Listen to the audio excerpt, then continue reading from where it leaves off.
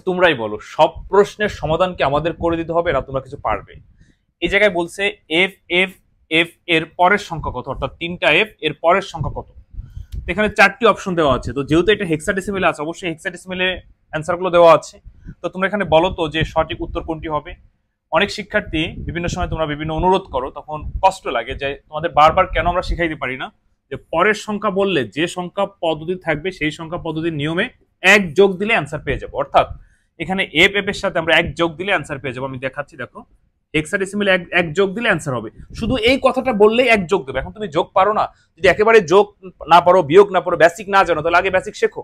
তোমাদের হাতে কিন্তু সময় কম, মাত্র 1 মাস আছে। যারা এসেছে 25 সালে পরীক্ষার্থী আর 26 বা 27 তাদের হাতে সময় আছে, এখন অনেক সময় আস্তে আস্তে শিখলে সমস্যা নাই। কিন্তু যারা পরীক্ষার্থী প্লিজ প্লিজ সময় নষ্ট করো না, দ্রুত দ্রুত মনোযোগ সহকারে পড়াশোনা করো। আর তোমরা চাইলে কিন্তু আমার কাছে আইসিটি অনলাইনে পড়তে পারো, ইনশাআল্লাহ আইসিটি কোনো সমস্যা হবে না।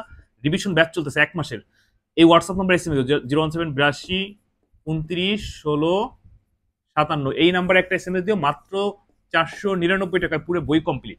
আচ্ছা এখানে আসো, এফ মানে 15 1 16, 16 শূন্য কেন 16 শূন্য, বেজ হলো 16, যে হেক্সাডেসিমেলে বেজ 16, তাহলে এফ মানে 15 1 16, 16 শূন্য হাতের 1, আবার এফ মানে 15 1 16, 16 শূন্য। এখন আবার প্রশ্ন করো না স্যার 16 শূন্য কেন, ওই যে 16 থেকে বেজ 16 বাদ দিলে শূন্য হয়, এই কারণে শূন্য। আর বেজ একবার বাদ হয় কারণে হাতের 1, আবার 15 1 16 শূন্য আবার হাতের 1, 15 1 16 শূন্য আবার হাতের 1।